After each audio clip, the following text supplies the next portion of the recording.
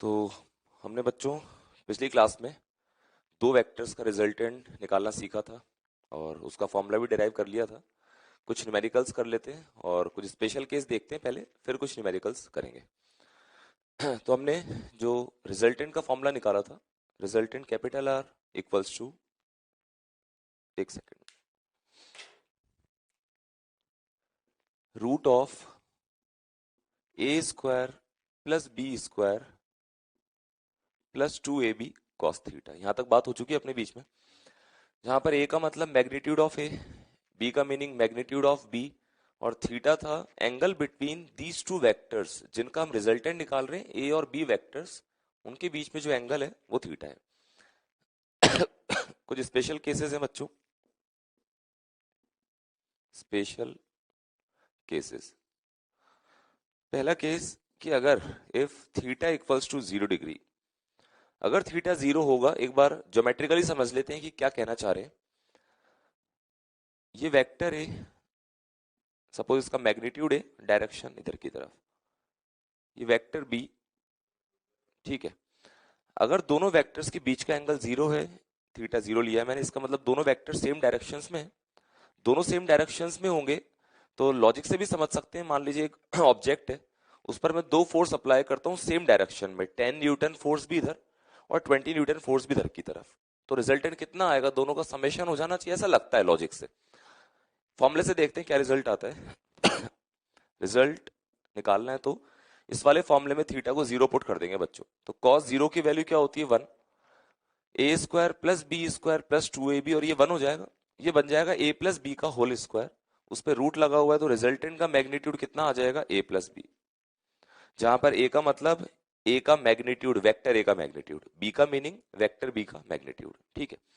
मैं ये भी बोल सकता हूं कि थीटा 0 के करस्पॉन्डिंग cos थीटा की वैल्यू 1 थी, और ये हमको पता है कि cos फंक्शन की मैक्सिमम वैल्यू 1 होती है, मिनिमम वैल्यू -1 होती है। cos फंक्शन -1 से 1 के बीच में वेरी करता है, सेम ऐसी साइन फंक्शन भी -1 से 1 के बीच में वेरी करता है। तो अगर cos फंक्शन अपनी मैक्स वैल्यू पर है, मैक्स, ये मैक्स वैल्यू पर होगा, तो जो रिजल्टेंट आ रहा है उसका मैग्नीट्यूड भी अपनी मैक्स वैल्यू पर होगा। ये इंपॉर्टेंट बात है कि दो वेक्टर्स के रिजल्टेंट की ज्यादा से ज्यादा जो वैल्यू हो सकती है वो कितनी हो सकती है, उनके दोनों के मैग्नीट्यूड का समेशन उसके बराबर। स्पेशल केस नंबर 1 हो गया। स्पेशल केस नंबर 2 देखते हैं बच्चों। अगर थीटा की वैल्यू 180 डिग्री है, क्या कहना चाह रहे हैं इससे, ऑब्जेक्ट पर एक फोर्स लगता है 20 न्यूटन का इधर, दूसरा लगता है सपोज 5 न्यूटन का इधर, अपोजिट डायरेक्शन में, एक इधर तो दूसरा इधर की तरफ, इनके बीच में एंगल कितना है बच्चों, 180 डिग्री। अगर ऐसा होगा तो रिजल्टेंट का मैग्नीट्यूड कितना आएगा, देखना, थीटा को 180 पुट करेंगे, cos 180 कितना होता है, निकालना सिखाया था पहले मैंने, -1 होता है, तो -1 वैल्यू ये हो जाएगी, तो दिखाई देगा a square plus b square -2ab, वो हो जाएगा a माइनस बी का होल स्क्वायर, और उस पर रूट लगा हुआ है, तो रिजल्ट आ जाएगा a माइनस बी। मॉड लगा लेते हैं, मॉड इसलिए लगा रहा हूं क्योंकि मुझे नहीं पता कि a और b में से किसका मैग्नीट्यूड ज्यादा है। अगर a का मैग्नीट्यूड ज्यादा होगा b के कंपैरिजन में तो ठीक है, वैल्यू पॉजिटिव आएगी। अगर a का मैग्नीट्यूड कम होगा b से तो वैल्यू नेगेटिव आएगी। अगर मॉड नहीं लगाऊंगा तो ऐसा दिखाई देगा कि रिजल्टेंट का मैग्नीट्यूड नेगेटिव है, ऐसा हो सकता है। रिजल्टेंट का मैग्नीट्यूड नेगेटिव पॉसिबल नहीं है, क्योंकि हम जो बात कर रहे हैं ना, रिजल्टेंट वेक्टर का मैग्नीट्यूड, मैग्नीट्यूड नेगेटिव नहीं होता वेक्टर का, ठीक है। तो दूसरी बात ये, थीटा की वैल्यू 180 डिग्री के करस्पॉन्डिंग जो कॉस फंक्शन होता है, cos 180, उसकी वैल्यू है -1, और ये cos फंक्शन की मिनिमम वैल्यू है, मतलब रिजल्टेंट का मैग्नीट्यूड कम से कम कितना हो सकता है, मैग्नीट्यूड ए का मैग्नीट्यूड बी का, इसका जो डिफरेंस आएगा इतना हो सकता है, इससे कम नहीं हो सकता। तीसरी बात कर लेते हैं, थर्ड केस। अगर थीटा की वैल्यू 90 डिग्री है बच्चों, थीटा अगर 90 होगा तो उस फंक्शन में पुट कर देते हैं, रिजल्टेंट का मैग्नीट्यूड कितना आ जाएगा, देखना, cos 90 0 हो जाएगा, रिजल्ट आ जाएगा root of a square plus b square. और इस वाले केस में जो डायग्राम दिखाई देगा, इस वाले केस में वैसा दिखाई देगा कि दो वेक्टर्स आपस में परपेंडिकुलर हैं, इसका मैग्नीट्यूड ए, इसका मैग्नीट्यूड बी, ये एंगल 90 डिग्री, तो इनका जो रिजल्टेंट आ रहा है वो आ रहा है root of a square plus b square, जो कि मैंने जो पैरेललोग्राम लॉ समझाया था, जिसकी हेल्प से हमने ये फॉर्मूला डिराइव किया है, उससे भी समझ सकते हैं इस वाली बात को। देखना कैसे, जिन दो वेक्टर्स का रिजल्टेंट निकालना है उनके टेल वाले पॉइंट को एक साथ रखा मैंने, इन दोनों की हेल्प से एक पैरेललोग्राम बना लेते हैं, जो कि यहाँ पर क्या बनेगा, रेक्टेंगल। ये जो डायगोनल होगा ये इन दोनों वेक्टर्स के रिजल्टेंट वेक्टर को रिप्रेजेंट करेगा, और इसकी जो लेंथ होगी उसी को हम क्या बोलेंगे, रिजल्टेंट का मैग्नीट्यूड। ये लेंथ निकालने के लिए देखना बच्चों, इस वाले ट्रायंगल में देखो, इस वाले ट्रायंगल में ये राइट एंगल ट्रायंगल बनेगा यहाँ पर, इस वाले ट्रायंगल में पाइथागोरस थ्योरम लगाते हैं। इस वाले वेक्टर की length equals to root of इसकी लेंथ का स्क्वायर प्लस इसकी लेंथ का स्क्वायर।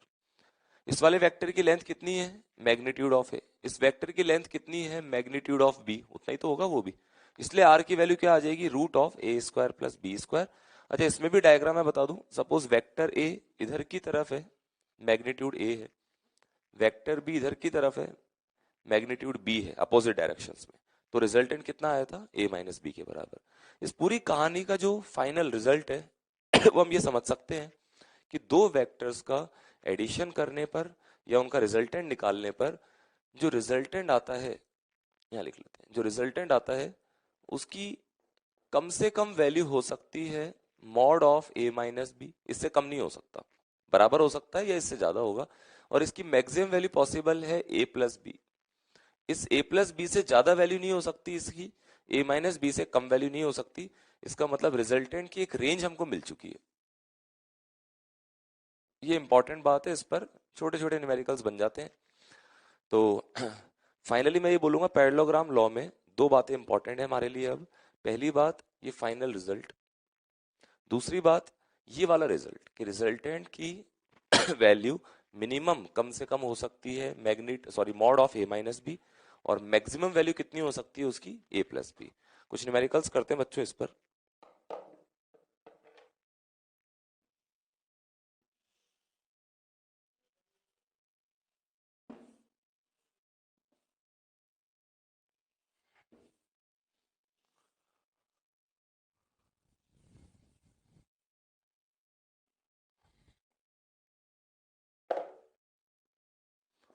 तो एक क्वेश्चन आप करके बताना, सपोज दो फोर्स हैं, F1 वेक्टर उसका मैग्नीट्यूड है 8 न्यूटन, एक दूसरा फोर्स है F2 वेक्टर उसका मैग्नीट्यूड है सपोज 6 न्यूटन, ठीक है। उनके बीच में एंगल पता नहीं है कितना भी हो सकता है, 0 भी हो सकता है, 180 भी हो सकता है 60 डिग्री भी हो सकता है ना, कुछ भी हो सकता है। उनके मैग्नीट्यूड गिवन है, क्वेश्चन क्या है, मैग्नीट्यूड ऑफ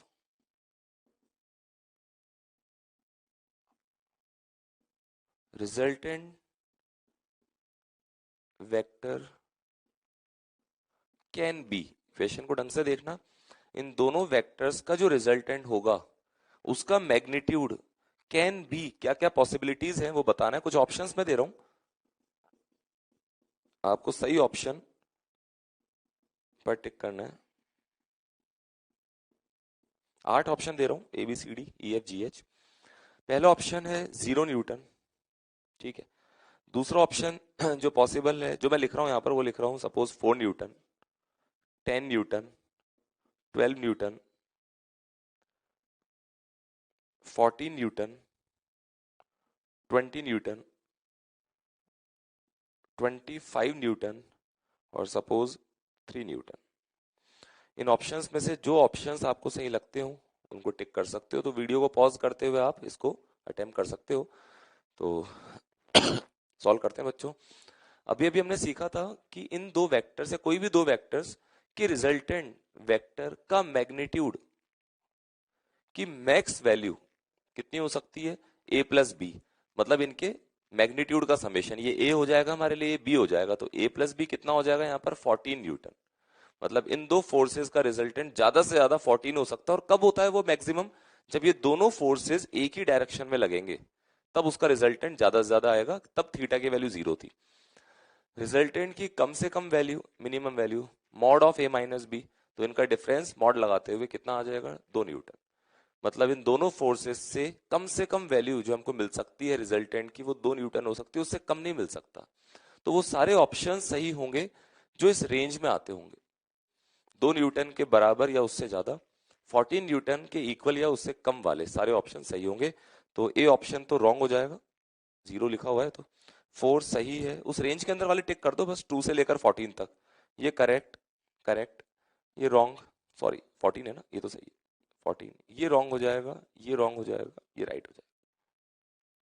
तो काम की बात क्या थी यहाँ पर इस क्वेश्चन में सीखने वाली, कि रिजल्टेंट की मैक्स वैल्यू क्या है पता होना चाहिए, मैक्सिमम वैल्यू के अलावा मिनिमम वैल्यू पता होनी चाहिए, ताकि पूरी रेंज का आइडिया हमको हो। ठीक है, तो और क्वेश्चंस देखते हैं। एक बहुत सिंपल सा क्वेश्चन करके बताना, सीधे सीधे फॉर्मूला बेस्ड। एक वेक्टर है, मान लेते हैं कोई फोर्स है F1, उसका मैग्नीट्यूड है 10 न्यूटन। एक दूसरा फोर्स है F2, उसका मैग्नीट्यूड है सपोज 5 न्यूटन। दोनों फोर्सेस के बीच में एंगल है 60 degree. We have to find magnitude of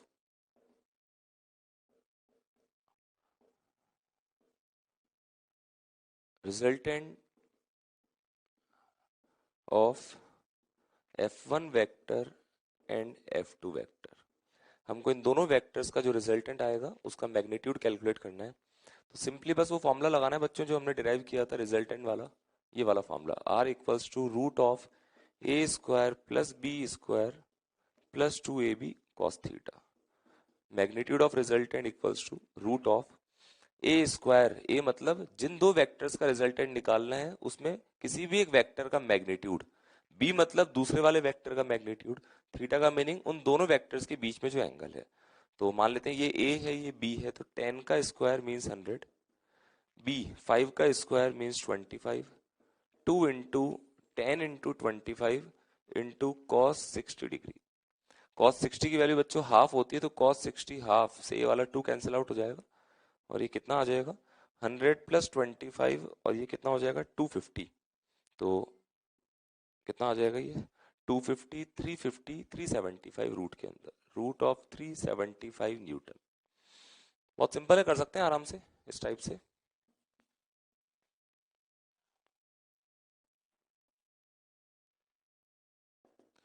next question करते हैं बच्चों। सपोज दो फोर्स हैं F1 वेक्टर, उसका मैग्नीट्यूड है F0, दूसरा फोर्स है F2 वेक्टर, उसका मैग्नीट्यूड भी है F0। Angle between F1 vector and F2 vector is theta. ये भी हमको गिवन है कि इन दोनों वेक्टर्स के बीच में एंगल थीटा है। देन मैग्नीट्यूड ऑफ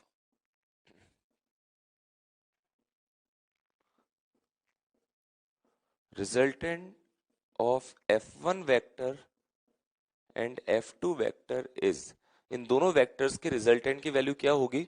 मैं चार ऑप्शंस दे रहा हूं। पहला ऑप्शन है बच्चों 2F0, second option 2F0 sine theta by 2, C option 2F0 cos theta by 2, D option 2F0 cos theta. आपको इन चारों ऑप्शंस में से जो सही ऑप्शन लगता है उसको टिक कर सकते हैं। तो आप अपने अपने वीडियो को पॉज करते हुए इस क्वेश्चन को ट्राई कर सकते हैं। स्टार्ट करते हैं इसका सॉल्यूशन। देखना सिंपली बस कुछ नहीं करना, दो वेक्टर्स हैं जिनका मैग्नीट्यूड गिवन है, उनके बीच में एंगल गिवन है, और हमको फिर से रिजल्टेंट जो होगा इन दोनों का उसका मैग्नीट्यूड कैलकुलेट करना है। तो रिजल्टेंट वाला फॉर्मूला अप्लाई करेंगे, root of a square means F0 square, b square वो भी F0 square, plus 2ab F0 into F0 cos of angle between them. ठीक है, सॉल्व कर लेते हैं इसको। रूट ऑफ ये हो जाएगा 2F0 स्क्वायर, और यहाँ भी 2F0 स्क्वायर आ रहा है, तो 2F0 स्क्वायर कॉमन आ जाएगा, क्या बचेगा बच्चों ब्रैकेट में 1 प्लस कॉस थीटा। देखना ये 2F0 स्क्वायर को रूट से बाहर लाऊंगा तो रूट 2 टाइम्स F0 आएगा, और रूट में है 1 प्लस कॉस थीटा। तो आंसर तो आ गया, लेकिन कोई भी ऑप्शन इस फॉर्मेट में लिखा हुआ ही नहीं है जिस फॉर्मेट में हमारा आंसर आया। तो हमको थोड़ा बहुत मैथमेटिक्स अप्लाई करते हुए, जो फॉर्मूले मैंने आप लोगों को पहले बता रखे उनको यूज में लेते हुए इसको थोड़ा सा ढंग से अरेंज करना पड़ेगा। किस तरह से देखना, cos 2 थीटा के तीन फॉर्मूले मैंने बताए थे, उसमें से एक फॉर्मूला ये भी था 2 cos स्क्वायर थीटा माइनस 1। अगर यहाँ 2 थीटा है तो यहाँ पर उसका हाफ एंगल लिखा हुआ है थीटा। अच्छा, अगर इसी फॉर्मूले को मैं ऐसे लिखूं, यहाँ टू थीटा की जगह अगर थीटा होता तो कॉस थीटा इक्वल्स टू मैं क्या लिखता, two cos square theta by two minus one.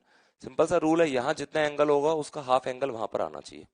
उस माइनस वन को इधर ले आते, तो वन प्लस कॉस थीटा की वैल्यू कितनी आ जाएगी, two cos square theta by two. ठीक है ना। तो वन प्लस कॉस थीटा की वैल्यू उठाकर यहां पर रख दो, देखना कितना आएगा। रूट टू एफ नॉट तो पहले से बाहर था, root of one plus cos theta को मैं किससे रिप्लेस कर रहा हूं, two cos square theta by two. तो आंसर आ चुका है, root two into root two two हो जाएगा, ये वाला एफ नॉट लिखा हुआ है, और रूट ऑफ कॉस स्क्वायर तो वो स्क्वायर हट जाएगा, कॉस थीटा बाई टू। तो आंसर आएगा two F naught cos theta by two. It means कौन सा ऑप्शन सही होगा, ऑप्शन सी जो है वो करेक्ट ऑप्शन है। तो मुझे लगता है कि समझ पा रहे हैं हम चीजों को आराम से। सिर्फ इंपॉर्टेंट बात ये है कि हम टाइम पे रिवीजन कर लें। जितना ही मैंने पिछली क्लास में बताया था आपको, वेक्टर के बारे में बेसिक सारे पॉइंट्स क्लियर होने चाहिए। वेक्टर एडिशन का मीनिंग क्या है, वो नॉर्मल एडिशन नहीं है, वो एडिशन इस बात पे डिपेंड करता है कि उन दो वेक्टर्स के बीच का एंगल कितना है। आज हमने क्या सीखा अभी तक, दो वेक्टर्स का रिजल्टेंट का फॉर्मूला, पुरानी बात थी, कल वाली बात। आज सीखा हमने रिजल्टेंट की मैक्सिमम वैल्यू क्या हो सकती है, मिनिमम वैल्यू क्या हो सकती है, और क्वेश्चंस करते हैं बच्चों इस पर बेस्ड। तो बच्चों हमने दो वेक्टर्स के एडिशन के लिए पैरेललोग्राम लॉ पढ़ लिया है। अब हम, मैंने बताया था आपको एक लॉ और है हमारे पास ट्रायंगल लॉ, जिसकी हेल्प से भी हम रिजल्टेंट निकाल सकते हैं। तो ट्रायंगल लॉ स्टार्ट करते हैं।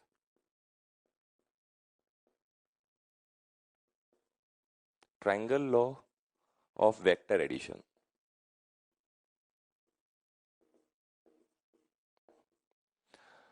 देखो, ट्रायंगल लॉ जो है वो पैरेललोग्राम लॉ से ही जनरेट हुआ है, कोई अलग से डिफरेंट लॉ नहीं है।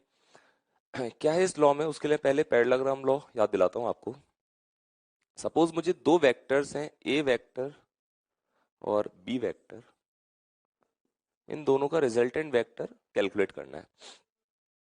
पैरेललोग्राम लॉ क्या कहता था कि अगर मैं इन दोनों वेक्टर्स की हेल्प से एक पैरेललोग्राम बना लेता हूं, तो उसका जो डायगोनल होगा वो ही इन दोनों वेक्टर्स के रिजल्टेंट वेक्टर को रिप्रेजेंट करेगा। ठीक है, ये तो पुरानी बातें हैं। अब देखना, अगर मैं इस वाले वेक्टर को यहां से उठाकर इसके पैरेलल यहां पे शिफ्ट कर दूं, मतलब ये जो वेक्टर है, ये वाला वेक्टर, मैं इसको भी बी वेक्टर बोल सकता हूँ, क्योंकि उतना ही मैग्नीट्यूड इस वाले वेक्टर का भी है, जो डायरेक्शन इसकी है वो डायरेक्शन इसकी भी है। अब अगर एक काम करते हैं इसके अंदर, मैं सपोज इतने पोर्शन को इरेज कर दूं, इतने पोर्शन को चुपचाप हटा दो यहां से। अब आप देख सकते हैं कि डायग्राम में एक ट्राइंगल दिखाई दे रहा है, और यहीं से ट्राइंगल लॉ का स्टेटमेंट आ जाता है। क्या स्टेटमेंट है पहले मैं बोलता हूँ, फिर लिखवा दूंगा उस बात को। समझना कि किसी ट्राइंगल में अगर दो साइड्स, दो डिफरेंट वेक्टर्स ए और बी को सेम सीक्वेंस में रिप्रेजेंट करती है, एक वर्ड बोला है मैंने सेम सीक्वेंस, उसको मैं और एक्सप्लेन कर दूंगा, अभी पहले एक बार सुन लेते हैं पूरा। किसी ट्राइंगल की दो साइड्स अगर दो different vectors A vector and B vectors को सेम सीक्वेंस में रिप्रेजेंट करती है, तो उस ट्राइंगल की जो तीसरी साइड है वो अपोजिट सीक्वेंस में उन दोनों वेक्टर्स ए और बी के रिजल्टेंट वेक्टर को रिप्रेजेंट करती है। आप लिख भी सकते हैं, if if two sides of a triangle, if two sides of a triangle represents two different vectors, if two sides of a triangle represents two different vectors, bracket में लिख सकते हैं vector capital A and capital B, bracket में capital A vector and capital B vector, bracket close. तो क्या लिख रहे थे, if two sides of a triangle represents two vectors, bracket में आपने लिख लिया होगा, ब्रैकेट के बाहर लिखना है अब, इन सेम सीक्वेंस, मैं एक्सप्लेन कर दूंगा इस बात को बाद में, in same sequence, then resultant of these two vectors, then resultant of these two vectors is represented by third side of triangle, third side of triangle in opposite sequence, represented by third side of triangle in opposite sequence। अब ये जो same sequence है, opposite sequence है, इसको मैं side में एक दूसरे डायग्राम से समझा रहा हूँ। मैं कुछ वेक्टर्स ड्रॉ कर रहा हूँ जो सभी के सभी सेम सीक्वेंस में है। उसका मीनिंग आपको डायग्राम से समझ में आ जाएगा। ये सारे वेक्टर्स को मैं कहूंगा सेम सीक्वेंस में। सेम सीक्वेंस का मतलब जहां इस वाले वेक्टर का हेड है वहां से दूसरे का टेल स्टार्ट हो जाएगा, फिर जहां पे इसका हेड होगा वहां से तीसरे वाले का टेल स्टार्ट हो जाएगा। इस तरह से सेम सीक्वेंस है। अपोजिट सीक्वेंस का मीनिंग समझते हैं। अगर ये वेक्टर्स सेम सीक्वेंस में है तो ये वाला वेक्टर अपोजिट सीक्वेंस में। अगर ये भी सेम सीक्वेंस में होता तो मैं इसको ऐसे ड्रॉ करता।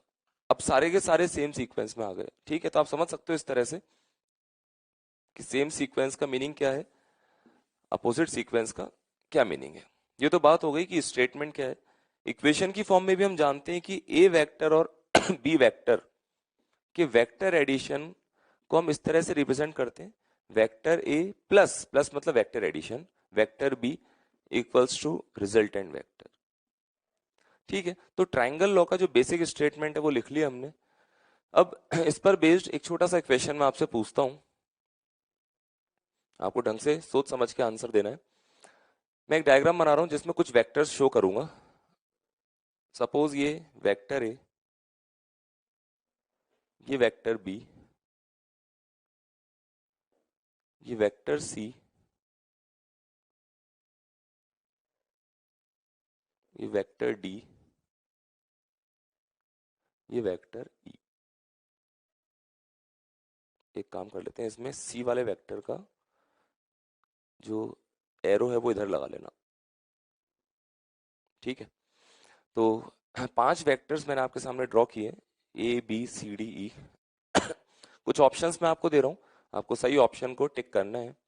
ऑप्शन नंबर 1 है capital A vector plus B vector equals to C vector. Plus का मतलब हमको पता होना चाहिए कि अगर ऐसे वेक्टर फॉर्म में लिखा हुआ है ना तो प्लस का मतलब है vector addition. Second option A vector plus C vector equals to B vector. Third option D vector plus E vector equals to C vector. D vector plus E vector equals to C vector. Fourth option देखें बच्चों, fourth option है D vector plus C vector equals to E vector. इन 4 options में से जो options आपको सही लगते हैं उनको टिक कर सकते हैं। वीडियो को पॉज करते हुए आप आराम से समझ सकते हैं, सोच सकते हैं, विचार कर सकते हैं। तो देखते हैं, देखो पहले इस वाले ट्रायंगल में देखना बच्चों, नीचे वाले ट्रायंगल में। और जो मैंने स्टेटमेंट बोला था उसको मैं रिपीट कर रहा हूँ। देखना इस ट्रायंगल को देखते हुए, इस ट्रायंगल में ये ए वेक्टर और बी वेक्टर सेम सीक्वेंस में है और इस ट्रायंगल की तीसरी side C vector opposite sequence में है। इसका मतलब ए और बी का वेक्टर एडिशन करने पर कौन सा वेक्टर आता होगा, सी वेक्टर। तो ऑप्शन नंबर 1 करेक्ट लिखा हुआ है। ये भी यही कह रहा है, ए और बी का वेक्टर एडिशन करने पर सी वेक्टर आता है। अगर ऑप्शन 1 करेक्ट हो गया तो ऑप्शन 2 इनकरेक्ट हो जाएगा अपने आप। अब 3 और 4 में देखना है तो पहले डायग्राम देखते हैं। डी वेक्टर और ई वेक्टर इस वाले ऊपर वाले ट्रायंगल को देखना है, सेम सीक्वेंस में है, ये सेम सीक्वेंस। और इस ट्रायंगल की तीसरी साइड सी वेक्टर जो है वो अपोजिट सीक्वेंस में है। अगर ये सी भी उनके साथ सेम सीक्वेंस में होता तो ऐसे होता ना, डी ई देन सी, तब होता डी ई और सी सेम सीक्वेंस में। तो इसका मतलब डी और ई का वेक्टर एडिशन करने पर वेक्टर सी आता होगा। तो डी और ई का वेक्टर एडिशन करने पर बच्चों क्या आना चाहिए, वेक्टर सी। इसका मतलब ऑप्शन 3 करेक्ट हो गया तो ऑप्शन 4 इनकरेक्ट हो गया। ठीक है, तो इसका मतलब ऑप्शन नंबर 1 एंड 3 सही लिखे हुए। इस तरह से हम समझ सकते हैं चीजों को। और बढ़ते हैं आगे, देखना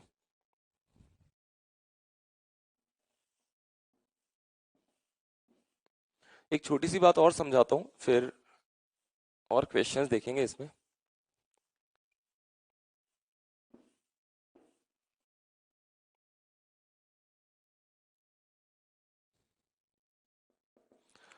देखो, मान लो कोई भी वेक्टर है, ये मैं एक्स्ट्रा बात बता रहा हूँ बीच में क्योंकि ये काम आएगी बार बार। इसको आप एक्स्ट्रा में लिख सकते हैं। एक्स्ट्रा का मतलब है जहां तक भी आपने लिखा हो वहां एक छोटा सा बॉक्स बनाते हुए वहां साइड में लिख सकते हैं एक्स्ट्रा, और बॉक्स के अंदर ये बात नोट कर सकते हैं। सपोज ये एक वेक्टर है, इसका नाम है ए वेक्टर। ठीक है, अब अगर कोई मुझसे बोलता है कि 2a वेक्टर ड्रॉ करो, you have to draw 2 times A vector, तो सिर्फ क्या करना पड़ेगा, वेक्टर ए को टू टू मतलब डबल कर दो, इसके मैग्नीट्यूड को डबल करके और ड्रॉ कर लेते हैं। ये वाला वेक्टर है 2a वेक्टर। अगर कोई बोलता है कि a वेक्टर बाय 4 ड्रॉ करो, we have to draw 1/4 of a vector, तो सिंपली बस a वेक्टर के मैग्नीट्यूड को 1/4 कर देंगे डायरेक्शन वही रखते हुए, तो 1/4 इसका अप्रोक्सीमेटली इतना हो जाएगा, तो 1/4 ऑफ a वेक्टर हो जाएगा ये। अब कोई बोलता है कि -3a वेक्टर ड्रॉ करो, ढंग से देखना इस वाली बात को, -3 टाइम्स a वेक्टर। 3 तो इस बात को बता रहा है कि जो वेक्टर मुझे ड्रॉ करना है वो वेक्टर a का ट्रिपल लेंथ का होना चाहिए, ठीक है। और माइनस साइन इस बात को बता रहा है कि अपोजिट डायरेक्शन, मतलब वेक्टर a अगर इधर की तरफ है तो माइनस लगते ही समझ जाना कि वेक्टर a के आगे माइनस, मतलब उस वेक्टर a के अपोजिट डायरेक्शन में वो वेक्टर जो बनाने वाला हूं वो होगा और ट्रिपल लेंथ का होगा। तो इसकी ट्रिपल लेंथ का और अपोजिट डायरेक्शन में एक वेक्टर ड्रॉ कर सकते हैं। ये है -3a वेक्टर। एक रफ डायग्राम बना रहा हूँ, एग्जैक्ट नापने मत बैठना कि इसका ट्रिपल है या नहीं है ना। तो क्या सीखा इस एक्स्ट्रा बात में, किसी वेक्टर को जब स्केलर से मल्टीप्लाई करते हैं तो उस वेक्टर का मैग्नीट्यूड कम ज्यादा हो सकता है, चेंज हो सकता है। और दूसरी बात, अगर हम वो स्केलर जिससे मल्टीप्लाई कर रहे हैं वो नेगेटिव है तो फिर उस वेक्टर की डायरेक्शन भी चेंज हो सकती है, अपोजिट डायरेक्शन हो सकती है। तो माइनस का मतलब हो जाएगा अपोजिट डायरेक्शन, और वो नंबर +2 3 4 जो भी है 2 times 3 times half times 1/4 times इस तरह से वो हो जाएगा मैग्नीट्यूड में कितना हमको चेंज करना है। तो इस बात को देखने के बाद अब आगे बढ़ सकते हैं।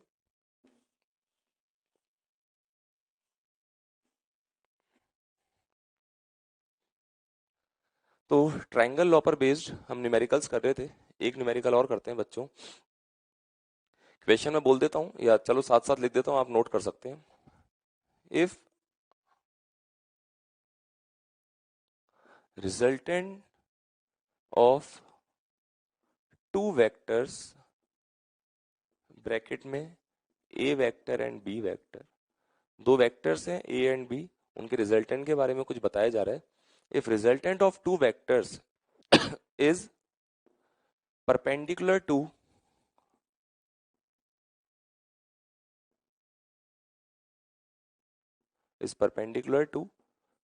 ए वेक्टर, ढंग से देखना, दो वेक्टर्स का रिजल्टेंट जो है, रिजल्टेंट वेक्टर वो गिवन है कि वेक्टर ए के साथ 90 डिग्री का एंगल बनाता है, वेक्टर ए के परपेंडिकुलर है। आगे लिखते हैं and magnitude of B vector is half of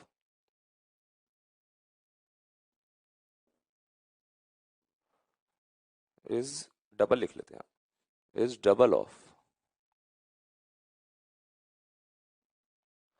magnitude of B vector is double of resultant vector. एक बात और बता दी गई कि जो बी का मैग्नीट्यूड है वो रिजल्टेंट वेक्टर के मैग्नीट्यूड का डबल है। देन क्वेश्चन क्या है यहां लिख रहे हैं finally, then find the angle between capital A vector and capital B vector. बहुत बढ़िया और छोटा सा सवाल है, अगर आप ट्राइंगल लॉ को यूज में लेते हुए इसको सोचें तो बहुत इजीली सॉल्व कर सकते हैं। ढंग से पढ़ना, दो कंडीशन गिवन है, मैं रिपीट कर देता हूं। If resultant of two vectors is perpendicular to vector A, दो वेक्टर्स हैं ए और बी, उनका जो रिजल्टेंट है ये वेक्टर ए के साथ 90 डिग्री एंगल बनाता है, और magnitude of B vector is double of resultant vector, जो बी वेक्टर है उसकी लेंथ या उसका मैग्नीट्यूड रिजल्टेंट वेक्टर का डबल है। Then we have to find angle between A vector and B vector. तो आप वीडियो को पॉज करते हुए इस क्वेश्चन को स्टार्ट करें, फिर इसका सॉल्यूशन देखते हैं। तो स्टार्ट करते हैं बच्चों सॉल्यूशन। जैसा गिवन है उसके अकॉर्डिंग डायग्राम बनाने की कोशिश करेंगे, और ट्राइंगल लॉ दिमाग में चलना चाहिए कि दो वेक्टर्स ए और बी किसी ट्राइंगल की दो साइड से मैं रिप्रेजेंट करने वाला हूं सेम सीक्वेंस में रखते हुए और उस ट्राइंगल की जो थर्ड साइड है वो अपोजिट सीक्वेंस में इंडिकेट करते हुए उसके उन दोनों ए और बी के रिजल्टेंट को रिप्रेजेंट करेगी। देखना कैसे। सपोज अभी जैसे स्टार्ट करने के लिए मान लेते हैं कि वेक्टर ए इधर की तरफ है, ऐसे मान लिया मैंने, है ना। अब मुझे नहीं पता कि वेक्टर बी की डायरेक्शन किधर होगी, लेकिन सेम सीक्वेंस में रखना है। तो वेक्टर बी का टेल वाला पॉइंट यहीं से स्टार्ट करेंगे। एक बार एक रफ स्केच बना के समझा रहा हूँ। सपोज किसी स्टूडेंट को नहीं पता कि वेक्टर बी किधर बनाना है, तो ऐसे रैंडमली बना लिया एक बार के लिए। लेकिन अब रिजल्टेंट वेक्टर जो मैं बनाऊंगा वो इस ट्राइंगल, ये ट्राइंगल बन गया, कि थर्ड साइड से रिप्रेजेंट करेंगे अपोजिट सीक्वेंस में। ए और बी का सीक्वेंस ये था, तो रिजल्टेंट का सीक्वेंस अपोजिट हो गया। लेकिन जो कंडीशन पहली लाइन में बताई गई है कि रिजल्टेंट जो है वो परपेंडिकुलर टू ए वेक्टर, क्या वैसा फुलफिल हो रहा है क्या, क्या वैसा दिखाई दे रहा है आपको? रिजल्टेंट जो है वो वेक्टर ऐसे क्या 90 डिग्री एंगल बना रहा है क्या? नहीं। तो फिर कैसे सोचें? देखो एक काम कर सकते हैं, जब मैंने वेक्टर ए बनाया, अब वेक्टर बी बाद में ड्रॉ करें, अगर पहले रिजल्टेंट वेक्टर बना लें। भाई ठीक है, वेक्टर बी यहां से इधर इधर यहां कहीं भी हो सकता है, लेकिन ये गिवन है कि रिजल्टेंट वेक्टर, तो पहले रिजल्टेंट वेक्टर बनाओ। ये है रिजल्टेंट वेक्टर जो कि वेक्टर ए के परपेंडिकुलर था। अब मैं वेक्टर बी ऐसे बना दूंगा, ए के साथ सेम सीक्वेंस में रखते हुए, ए के साथ सेम सीक्वेंस में। ठीक है, तो एक कंडीशन जो 90 डिग्री वाली है वो तो मैंने डायग्राम में दिखा दी। अब दूसरी बात पे आते हैं। Magnitude of B is double of resultant vector. इस बी वाले वेक्टर का मैग्नीट्यूड या लेंथ कुछ भी कह सकते हो, रिजल्टेंट वेक्टर की लेंथ का डबल है। मान लेता हूं कि रिजल्टेंट वेक्टर जो है इसकी लेंथ x है, तो बी वाले वेक्टर की लेंथ बच्चों क्या हो जाएगी? 2x, ऐसा गिवन है। सपोज ये वाले एंगल मैं थीटा मान रहा हूं, तो इस राइट एंगल ट्राइंगल में साइन थीटा लिख के देखते हैं। साइन थीटा हो जाएगा perpendicular divide by base, means x by 2x means 1/2। Theta कितना आ जाएगा बच्चों? 30 डिग्री। तो क्या ये 30 डिग्री हमारा आंसर होगा क्या? बताओ। क्या पूछा था? देखना, find the angle between A vector and B vector.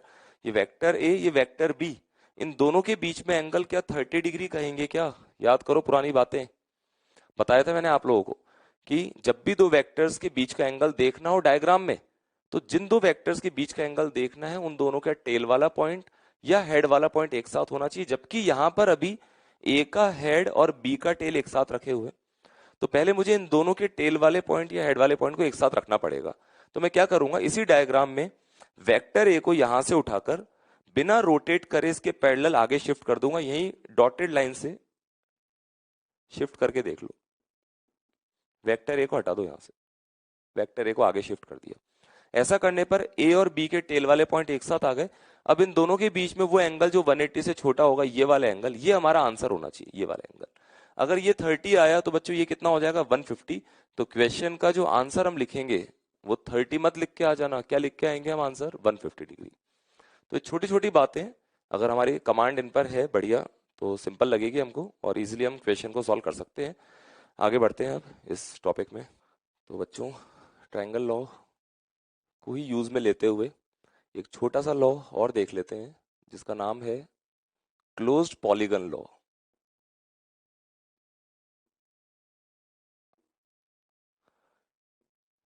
ये भी इंपॉर्टेंट है, कई बार फिजिक्स में यूज में आ जाता है, इसलिए बता रहा हूँ। लॉ क्या है देखना। ये तो समझते हैं ना, पॉलीगन, जैसे ट्राइंगल है, जैसे स्क्वायर है, ये सब पॉलीगन ही तो है। पॉलीगन की साइड 3 होगी तो ट्राइंगल बन जाएगा, 4 होगी स्क्वायर बन जाएगा, रेक्टेंगल बन जाएगा, जो भी आप कहना चाहें। स्क्वायर में चारों साइड लेंथ इक्वल हो जाती है बस। तो क्लोज पॉलीगन लॉ क्या है देखना। मैं एक पॉलीगन बनाने वाला हूँ जिसमें अलग अलग vectors, vector A, vector B, vector C, vector D, vector E, vector F, suppose मैंने 1 2 3 6 वेक्टर्स को यूज में लेते हुए और सबको सेम सीक्वेंस में रखा है। आप देख सकते हैं एक क्लोज्ड पॉलीगन बनाया। इसकी साइड्स अलग अलग लेंथ की हो सकती है, ये डिफरेंट लेंथ, ये डिफरेंट लेंथ, उसकी इंपॉर्टेंस नहीं है। कुछ और बात मैं बताना चाह रहा हूं, अगर किसी क्लोज्ड पॉलीगन की हर एक साइड डिफरेंट डिफरेंट वेक्टर्स को रिप्रेजेंट करती है और सारे वेक्टर्स सेम सीक्वेंस में है, तो हम बोल सकते हैं कि इन सारे वेक्टर्स का जो रिजल्टेंट होगा, क्या बोलेंगे? Resultant of all the vectors is 0। कैसे एक्सप्लेन करें बच्चों? सोचो थोड़ा सा कि हम किस तरह से इस बात को समझ सकते हैं कि क्यों इन सारे वेक्टर्स का रिजल्टेंट वेक्टर 0 आएगा। 0 को नल वेक्टर भी बोल दिया जाता है। सोचो, बताओ कैसे करें, कैसे एक्सप्लेन करें। देखना, दो तरीके हमारे पास एक्सप्लेन करने के। पहला तरीका है, पहला जो मेथड है वो थोड़ा सा फिजिक्स टाइप का मेथड है। ये तो आपने शायद सुना हो कि पार्टिकल अगर मूव करता है तो उसका जो डिस्प्लेसमेंट होता है वो वेक्टर क्वांटिटी है, पता है ना इतना तो। और डिस्प्लेसमेंट का मीनिंग होता है इनिशियल पोजीशन और फाइनल पोजीशन के बीच में जो शॉर्टेस्ट डिस्टेंस है उसको क्या बोलते हैं, डिस्प्लेसमेंट। इसको ऐसा सोचें आप कि एक पार्टिकल यहां से पहले वेक्टर ए के अलोंग डिस्प्लेस होकर यहां पहुंच गया, फिर उसका डिस्प्लेसमेंट हुआ वेक्टर बी के along, then next displacement, then next next next. अगर कोई पूछता है कि पार्टिकल का रिजल्टेंट डिस्प्लेसमेंट कितना हुआ, बहुत सारे डिस्प्लेसमेंट्स मान लेते हैं वेक्टर्स को, तो पार्टिकल का रिजल्टेंट डिस्प्लेसमेंट, पार्टिकल वापस से घूम फिर कर वहीं आ गया, तो रिजल्टेंट डिस्प्लेसमेंट कितना हो जाएगा, जीरो। इसलिए लिखा हुआ है resultant of all the vectors is zero. दूसरा तरीका हम ट्रायंगल लॉ की हेल्प से भी इस बात को समझ सकते हैं, देखना कैसे। मैं ए और बी को यूज में लेते हुए एक ट्रायंगल बना रहा हूं आपके सामने इस तरह से, ये वाला ट्रायंगल। इस ट्रायंगल में अगर ढंग से देखें, वेक्टर ए और बी सेम सीक्वेंस में है, और ये रेड वाला वेक्टर इस ट्रायंगल, इस वाले ट्रायंगल की थर्ड साइड है जो कि अपोजिट सीक्वेंस में है। तो मैं बोल सकता हूँ रेड वाला वेक्टर ए और बी वेक्टर के रिजल्टेंट वेक्टर को रिप्रेजेंट करता है। तो इस रेड वाले वेक्टर का नाम हम क्या रख सकते हैं, vector A plus vector B. Plus का मतलब वेक्टर एडिशन। इसका मतलब अगर मैं इस डायग्राम में ए और बी वेक्टर को हटा दूं तो उसकी जगह पर मैं उन दोनों का रिजल्टेंट ये रेड वाला वेक्टर ड्रॉ कर सकता हूं। अब देखना, ये रेड वाला वेक्टर और ये सी वेक्टर को यूज में लेते हुए एक ट्राइंगल ऐसे बनाते हैं। इस वाले नाम को मैं यहां लिख देता हूं, ए वेक्टर प्लस बी वेक्टर। इस ट्राइंगल में देखना, ये ए वेक्टर प्लस बी वेक्टर और सी वेक्टर सेम सीक्वेंस में है, और ये वाला वेक्टर इन दोनों के सीक्वेंस के अपोजिट सीक्वेंस में इस ट्रायंगल की थर्ड साइड से रिप्रेजेंट कर रहा हूं मैं। इसका मतलब ये वेक्टर इन दोनों के वेक्टर एडिशन से आएगा।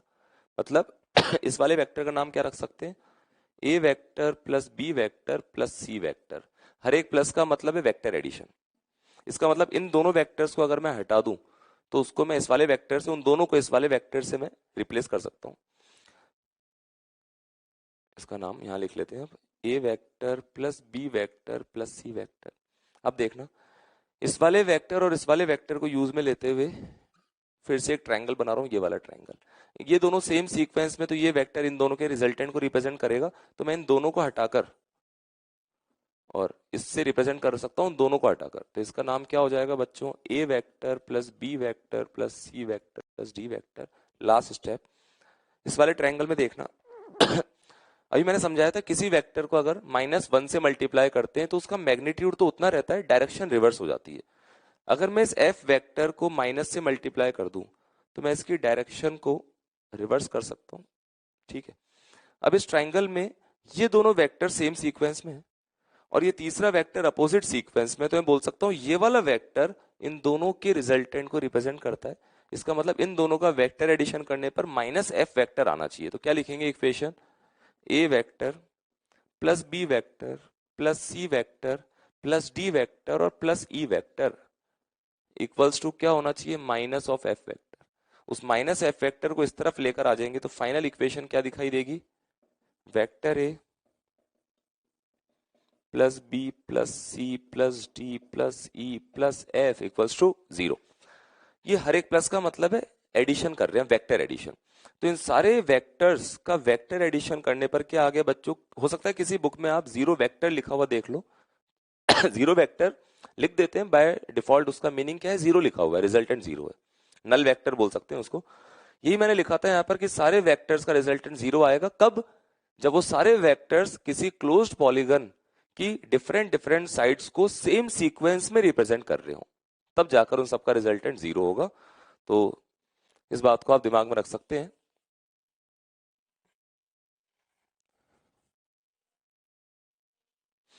अच्छा, इस ट्रायंगल लॉ या ऐसे बोल सकते हैं क्लोज्ड पॉलीगन लॉ पर बेस्ड कुछ कॉमन सेंस की बातें मैं आपसे ऐसे पूछता हूं, आप सोच के जवाब देना। जैसे मान लो पहला क्वेश्चन ये है कि मैं एक स्टेटमेंट बोल रहा हूं, आप मन में सोच लेना कि वो ट्रू है या फॉल्स है जैसा आपको लगता हो, फिर मैं उसका जवाब आपको बताऊंगा। मान लो मुझे कुछ वेक्टर्स को यूज में लेते हुए, यूज में मतलब उनका रिजल्टेंट निकालना है, कुछ वेक्टर्स का एडिशन करते हुए रिजल्टेंट 0 प्रोड्यूस करना है। ढंग से सुनना, मुझे कुछ वेक्टर्स को ऐड करते हुए, वेक्टर एडिशन करते हुए रिजल्टेंट कितना बनाना है, 0। तो क्वेश्चन ये है आप लोगों से कि मिनिमम नंबर ऑफ वेक्टर्स कितने रिक्वायर्ड हैं, find minimum number of vectors by which we can produce 0। कम से कम कितने वेक्टर्स को यूज में लेते हुए हम 0 प्रोड्यूस कर सकते हैं। मैं अपनी तरफ से हिंट दे सकता हूं कि क्लोज्ड पॉलीगन लॉ के बारे में आप सोच सकते हो, या वेक्टर में जितना भी मैंने बताया एडिशन से रिलेटेड उस बारे में आप विचार कर सकते हो। क्या जवाब होना चाहिए, आंसर आएगा मिनिमम 2 वेक्टर्स को यूज में लेते हुए, कम से कम मैंने वर्ड लगाया था, कम से कम 2 वेक्टर तो रिक्वायर्ड है रिजल्टेंट 0 प्रोड्यूस करने में। ऐसा क्यों, देखो एग्जांपल से बताता हूँ। सपोज एक वेक्टर है, कोई फोर्स है 10 न्यूटन मैग्नीट्यूड का राइट साइड में, एक दूसरा फोर्स है सेम मैग्नीट्यूड का लेकिन अपोजिट डायरेक्शन में 10 न्यूटन इधर। तो बताओ उनका रिजल्टेंट कितना आ जाएगा, 0 आ जाएगा। क्या 2 से कम वेक्टर से हम 0 प्रोड्यूस कर सकते हैं क्या, नहीं। 2 से कम से मतलब एक ही वेक्टर से 0 प्रोड्यूस नहीं कर सकते। हाँ, अगर वो वेक्टर ही नल वेक्टर है तो बात अलग है। तो नॉन जीरो वेक्टर्स की बात कर रहा हूं मैं, जीरो नहीं होना चाहिए। तो नॉन जीरो वेक्टर्स में मिनिमम 2 वेक्टर्स की रिक्वायरमेंट तो होती ही है 0 प्रोड्यूस करने के लिए। अब बताना मिनिमम कितने वेक्टर्स की रिक्वायरमेंट है 0 प्रोड्यूस करने के लिए, लेकिन इस बार एक कंडीशन भी है। कंडीशन ये है कि इस बार जिन वेक्टर्स का एडिशन हम करने वाले हैं उनका मैग्नीट्यूड इक्वल नहीं होना चाहिए।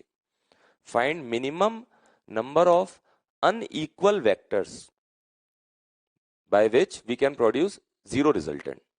सोचो क्या जवाब होना चाहिए इस बात का, क्या 2 वेक्टर्स से 0 प्रोड्यूस कर देंगे। ध्यान रखना अनइक्वल लेंथ, मैग्नीट्यूड इक्वल नहीं होना चाहिए। इक्वल होके तो हमने 2 से प्रोड्यूस कर दिया था। क्या जवाब होगा इस बार, 3 वेक्टर मिनिमम, कम से कम 3, 4 से भी कर सकते हैं करने में, पर कम से कम की बात चल रही है। कम से कम 3 वेक्टर तो रिक्वायर्ड हैं रिजल्टेंट 0 प्रोड्यूस करने में। कैसे एक्सप्लेन करें, क्लोज्ड पॉलीगन लॉ से। देखना कैसे,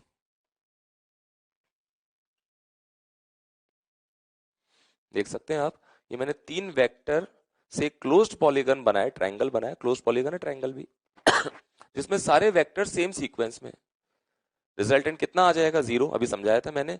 और अनइक्वल लेंथ के बनाए मैंने, जो कि कंडीशन भी बोली थी, 3 से कम से हम 0 प्रोड्यूस नहीं कर पाएंगे, शर्त के साथ, कंडीशन के साथ कि अनइक्वल लेंथ के होने चाहिए।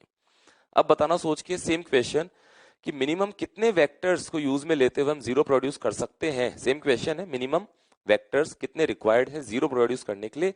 इस बार कंडीशन कुछ और है। इस बार कंडीशन है कि जो वेक्टर्स हम यूज में लेंगे वो वेक्टर्स कोप्लेनर नहीं होने चाहिए। क्या मतलब है कोप्लेनर नहीं होने का, नाम ही बता रहा है, कोप्लेनर का मतलब होता है सेम प्लेन में। और मैं बोल रहा हूं कोप्लेनर नहीं होने चाहिए, मतलब वो वेक्टर्स एक ही प्लेन में लाए नहीं करने चाहिए। सोचो और जवाब दो। इस बार मैग्नीट्यूड की कोई कंडीशन नहीं है। मैग्नीट्यूड आप इक्वल भी ले सकते हो, अनइक्वल भी ले सकते हो, जो इच्छा हो वैसे ले सकते हो। कंडीशन या शर्त क्या है, वो वेक्टर्स जिनसे हम रिजल्टेंट 0 निकालना चाहते हैं वो कोप्लेनर नहीं होने चाहिए। ऐसे बोल सकते हैं नॉन कोप्लेनर होने चाहिए। सोचो और बताओ मुझे।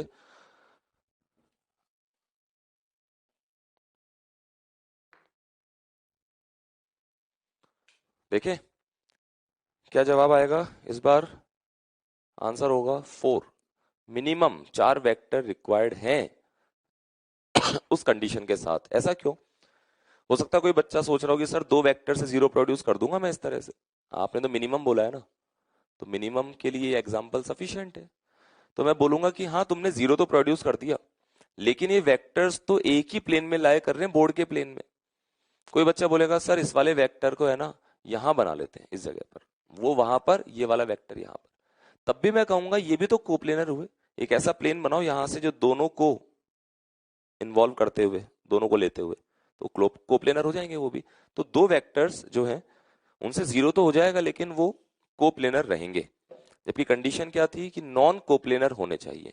हो सकता है कोई बच्चा बोले कि सर 3 से प्रोड्यूस कर तो रहे इस टाइप से ट्राइंगल लॉ या क्लोज पॉलीगन लॉ, सॉरी, 3 से 0 प्रोड्यूस तो हो जाएगा, लेकिन वापस वही कंडीशन, ये तीनों वेक्टर्स कोप्लेनर हैं। हमेशा जो ट्राइंगल होता है वो एक कोप्लेनर क्वांटिटी है, उसकी तीनों साइड्स एक सिंगल प्लेन में लाए करती है।